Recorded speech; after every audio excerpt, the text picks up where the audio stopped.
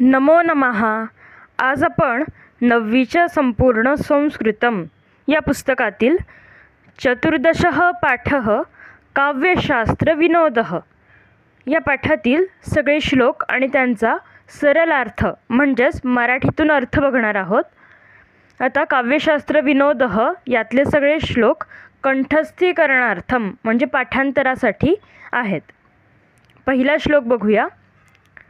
साक्षरा विपरीताश्चेत राक्षसा एव केवलम सरसो विपरीतोपि सरसत्वं न मुंचती. याचा अर्थ साक्षर लोक जर उलटले किंवा विरुद्ध बनले तर साक्षरा शब्दातील अक्षरे उलट झाल्यावर राक्षसा शब्द बनतो, त्याप्रमाणेच खरोखरच राक्षस बनतात. या उलट सरस म्हणजेच रसिक किंवा गोड स्वभावाचा माणूस आपल्या विरोधात गेला तरी तो आपले सरसत्व सोडत नाही. हे सरस शब्दाप्रमाणेच आहे. सरस शब्द हा उलटा वाचला किंवा सरळ वाचला तरी सरसच राहतो. आता दुसरा श्लोक. वृक्षाग्रवासी न च पक्षिराजः त्रिनेत्रधारी न च शूलपाणिः त्वग्वस्त्रधारी न च सिद्धयोगी जलं च बिभ्रन्न घटो न मेघः. आता याचा अर्थ हे कोडं आहे, झाडाच्या शेंड्यावर राहणारा पण पक्ष्यांचा राजा गरुड नाही, 3 डोळे असणारा पण त्रिशूळधारी शंकर नाही, वल्कले नेसणारा पण सिद्धी प्राप्त झालेला योगी नाही, पाणी धारण करणारा आहे पण घडा नाही आणि मेघही नाही. तर या कोड्याचं उत्तर आहे नारिकेल फलम म्हणजे नारळ. आता दुसरा श्लोक.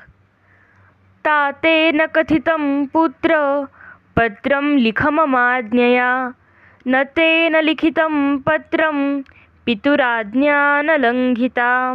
याचा अर्थ वडिलांनी सांगितले, मुला माझ्या आज्ञेने पत्र लिही. त्याने पत्र लिहिले नाही पण वडिलांची आज्ञासुद्धा मोडली नाही.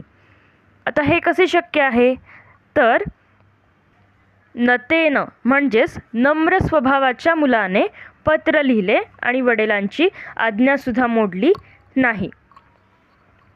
आता पुढचा श्लोक चौथा. न तस्यादीर्न तस्यांतः यो मध्ये तस्य तिष्ठति तवाप्यस्ति ममाप्यस्ति यो जानाति स पंडितः. याचा अर्थ हे कोडं आहे, त्याला आदी नाही आणि अंतही नाही, त्याच्यामध्ये जो राहतो तो तुझ्याकडेही आहे आणि माझ्याकडेही आहे, हे जो जाणतो तो पंडित आहे. आता हा अर्थ वरवर वाटणारा आहे. याचा खरा अर्थ बघा.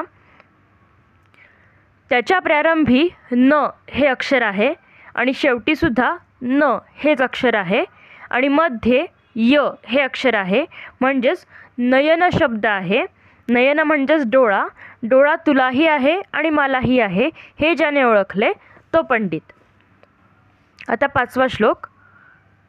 मृगमीन सज्जनानां तृणजलसंतोषविहितवृत्तीनां लुब्धकधीवर पिशुना निष्कारणवैरिणो जगती. तर याचा अर्थ गवत, पाणी आणि संतोष यांनी उदरनिर्वाह करणाऱ्या हरिण, मासे आणि सज्जन यांचे या जगात अनुक्रमे फासेपारधी म्हणजे शिकारी, कोळी आणि दुष्ट लोक हे अकारण शत्रू असतात किंवा वैरी असतात. पुढचा श्लोक. गंगायाश्चंचलतरे वारिणी प्रतिबिंबितं शोभते तारकायुक्तं शतचंद्रं नभस्थलं. याचा अर्थ गंगेच्या अतिशय चंचल म्हणजेच हलणाऱ्या पाण्यात तारकांनी युक्त आकाश 100 चंद्र असल्याप्रमाणे शोभून दिसते. आणि आता शेवटचा श्लोक. यद्वक्त्रं मुहुरीक्षसेन धनिनां ब्रूषेण चाटुं मृषा नैषां गर्ववच शृणोषि न च तान् प्रत्याशया धावसि काले बालतृणानि खादसि परं निद्रासि निद्रागमे तन्मे ब्रूहि कुरंग कुत्र भवता किं नाम तप्तं तप. याचा अर्थ, हे हरणा, ज्या अर्थी तू वारंवार श्रीमंतांचे तोंड पाहत नाहीस, त्यांना खुश करण्यासाठी खोटे गोड बोलत नाहीस, त्यांचे गर्विष्ठ बोलणे ऐकत नाहीस आणि आशेने त्यांच्याकडे धावत नाहीस, योग्य वेळी भूक लागल्यावर कोवळे गवत खातोस पण झोप आल्यावर झोपतोस, त्या अर्थी मला सांग, तू कुठे आणि कोणते तप केलेस की ज्याचे फळ म्हणून तुला हे असे साधे आयुष्य लाभले आहे.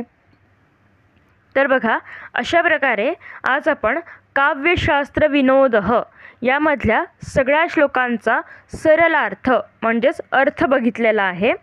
तसंच आपल्या चॅनलवरती मी हा अर्थ समजावून सांगितलेला आहे आणि याच्या भाषा अभ्यासाचा सुद्धा व्हिडिओ आहे. तर 9वीची जी प्लेलिस्ट आहे त्याच्यामध्ये 9वीचे सगळे व्हिडिओज आहेत, त्याच्यामध्ये हे व्हिडिओ तुम्हाला मिळतील. आणि तुम्हाला जर माझे व्हिडिओ आवडत असतील तर व्हिडिओला लाईक करा, शेअर करा आणि आपल्या चॅनलला सबस्क्राईब करा. चला तर पुन्हा भेटूया पुढच्या भागात. पुनर्मिलामः. धन्यवादः.